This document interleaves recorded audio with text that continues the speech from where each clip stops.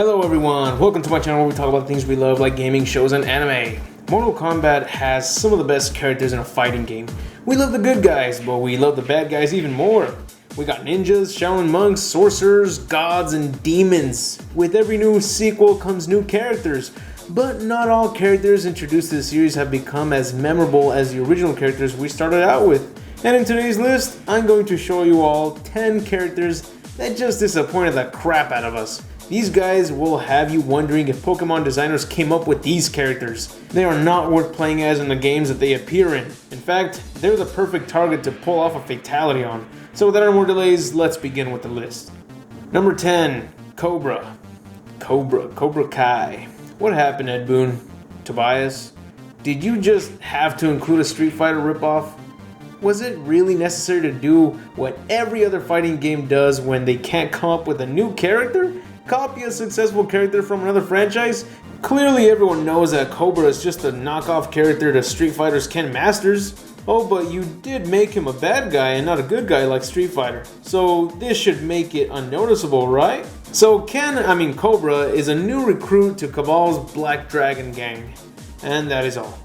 I guess even Ed Boon and John Tobias knew that this character was a mistake, because they had Aaron Black kill him off screen in Mortal Kombat X, so alright. Number 9, Hsu Hao.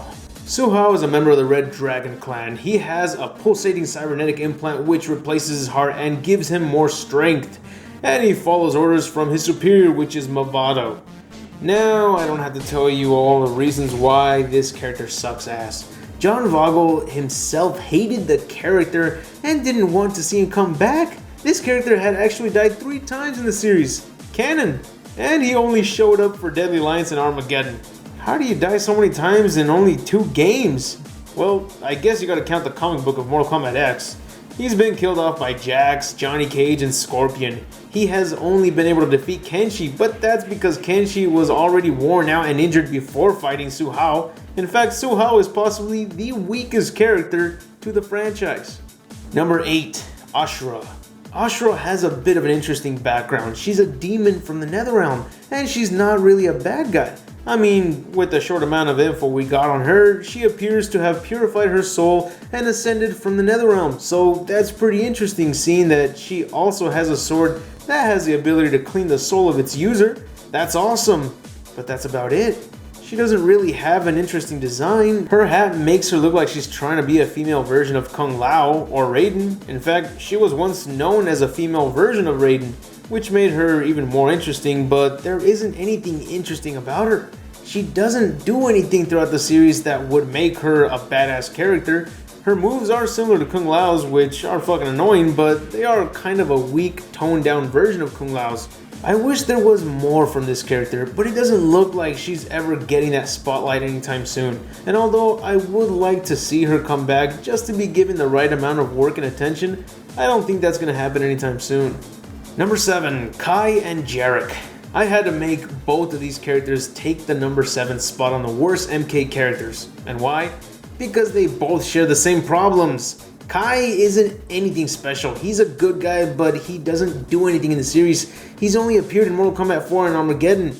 His character designs look like nothing amusing. And same goes for Jarek. He's not Kano, yet he performs the same exact moves. So why didn't we just get Kano?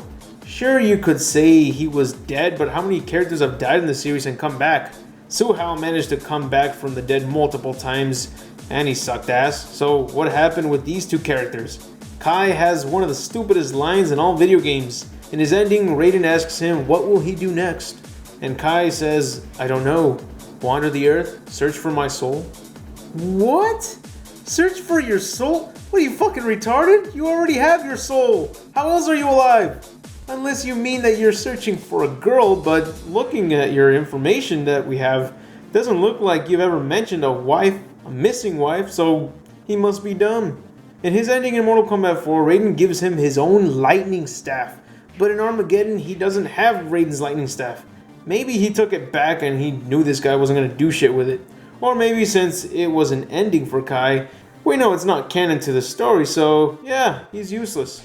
And same goes for Jarek. There's nothing new that I can tell you about Jarek. Don't look forward to seeing him in the next installment. Number 6, Rai Cho. I honestly think that the creators just gave up on this one. I'm sure I said it before in a Mortal Kombat video that Rai Cho must have been made because the creators thought that they needed to make a fat guy be included in the franchise. Just like having a knockoff character to every fighting game, you also need to have a really fat guy to the game series, right? This is just sad. Rai Cho is the comedic relief of the game franchise. Very poor concept. You give him a background saying that he's the one who trained Liu Kang and he becomes more of a joke rather than a total badass? Damn, this was a missed opportunity. Number 5, Drahmin.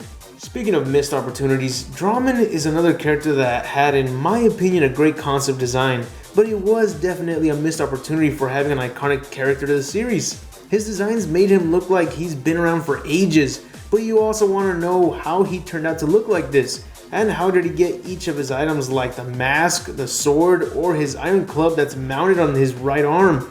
But after realizing none of this, and seeing that he wasn't important whatsoever to the story, you won't even care why he looks like this. You'll instead just see him as another meat character with no good background, no iconic moves, and no reason to see this character come back in the later installments.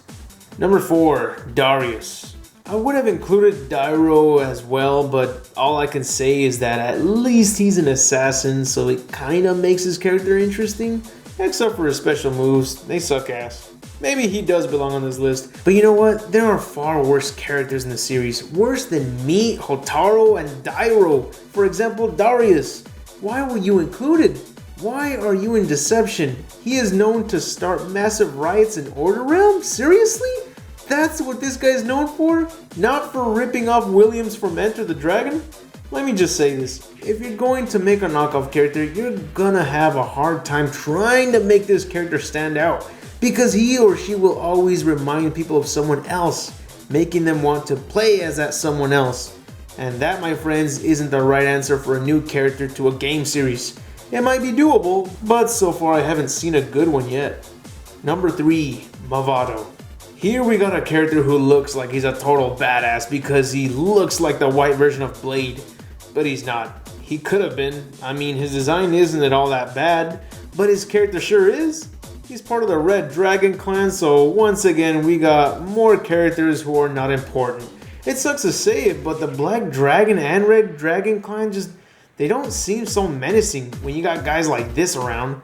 Mavado uses ropes, or stretching rope. Hook claws? Whatever, he's Slipknot from Suicide Squad. Number 2, Shujinko.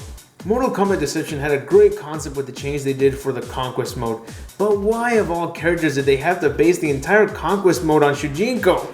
This character was a fucking idiot. He's brainless, he's the silent protagonist to every game out there. He wasn't a silent character, which is good, but he sure acted like one by not thinking clearly on who he's helping out. I mean, he goes to the Netherrealm and starts helping demons from the Netherrealm. That's hell. Is this guy fucking retarded? At one point, he allows himself to be taken captive and locked up in a cell, where he stays there for fucking years. Is this guy seriously that brain dead? He's learned martial arts from almost every fucking badass character of the series, so he surely must be quite the powerful man, right? No, he's weak and pathetic. Shao Kahn could have made him become his servant if he bumped into him. I mean, if he's willing to just go with it like he did throughout the entire journey, I'm not surprised if he were to just become a dishwasher for the Special Forces. But seriously, the creators fucked up with this character. His journey is all about helping everyone out, including evildoers, and even at the end, he ends up releasing Onaga, the Dragon King. Wow. Dark Raiden, get rid of this moron. Number 1, Mokap. Yes, of all the ridiculous characters that I did not add to the list, I think Mokap had to make number 1 on this list. I know the concept behind Mokap, I get it, it's not meant to be taken seriously, but you know what, I think that's the problem here. As soon as Mortal Kombat Deadly Alliance came out, we got a lot of new characters to the story and a lot of shit that basically proved that the creators just weren't taking this franchise seriously anymore. I mean, look at the fatalities. Okay, I guess the fatalities have always been ridiculous, but they were never this bad. And although this character was made as a tribute for the actor in the mocap suit, they still added him to the story. I mean, you can actually find this guy in the Conquest mode of MK Deception. This is a character that cannot be taken seriously. There's no way you can make him become an iconic character. There's no effort put into this character at all. There are no special moves you'll remember, no fatalities. He's like Dan from Street Fighter, but even that character was a knockoff of Robert from SNK's Fatal Fury series, but toned down to be a complete moron. Even that character has his moments. Capcom tried with Dan, and Mokap, he's an example of the creators not giving a fuck anymore. More like I think they used to not give a fuck. I think he would have worked out better if he wasn't a playable character, but instead someone in the background, like an Easter egg. But a playable character? Hell no. And with that said, that's it for the video. I hope you enjoyed it, and if so, please leave a like, share with others, and subscribe if you haven't. And don't forget to click on the little bell icon next to the subscribe button to notify you of every new video that gets uploaded to the channel. And if you'd like to support me on Patreon, check out the link in the description, and follow me on Twitter to find out which videos are up next. As for now, I'll see you all tomorrow, and remember to have an awesome day.